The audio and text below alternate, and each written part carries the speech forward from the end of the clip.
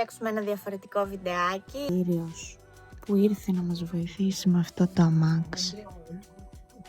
Τώρα δεν ξέρουμε, θα δούμε αν μπορεί να μας βοηθήσει αυτός.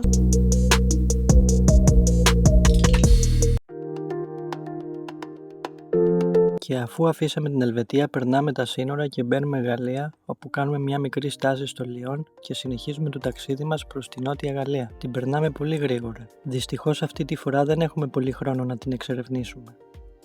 Κάναμε 600 χιλιόμετρα και μας πήρε 3 μέρες να τη διασχίσουμε.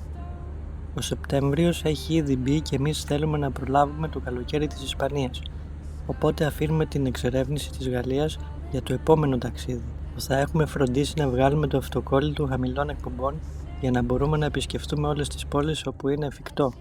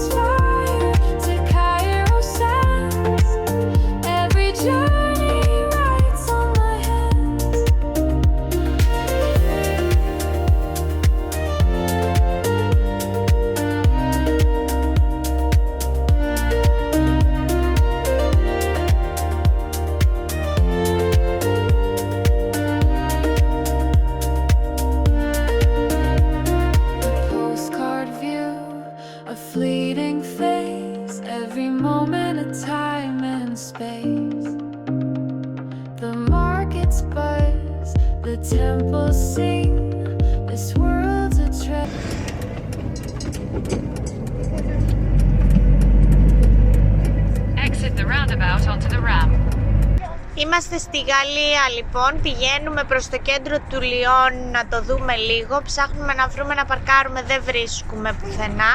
Οπότε θα περάσουμε μία βόλτα, θα το δούμε και θα φύγουμε να πάμε κάτω να κατέβουμε παραλιακά.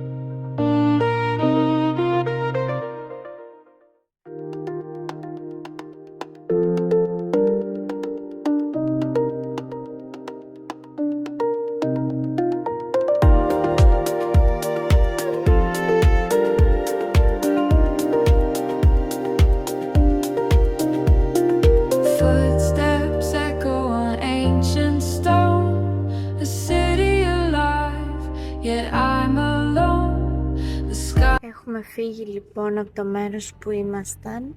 Έχουμε κατέβει στο Μοντ-Πελιέρ. Είναι ένα μέρος παραλιακά της Γαλλίας.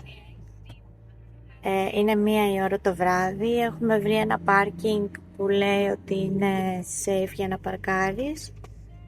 Γιατί γενικά εδώ πέρα κλέβουν πάρα πολύ. Τώρα φτάνουμε στο πάρκινγκ. Μήνυμα εδώ.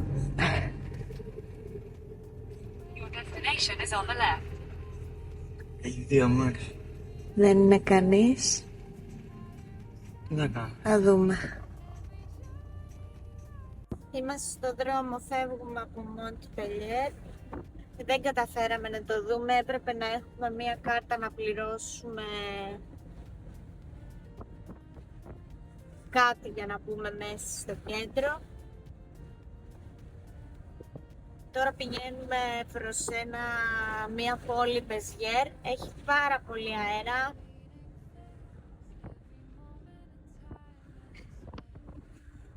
Κάρτα καυσαερίων έπρεπε να πάρουμε. Αυτό.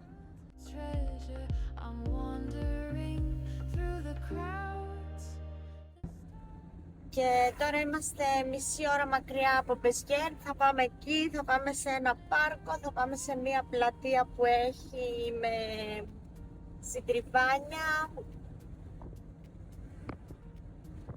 Φαίνεται να είναι ωραία.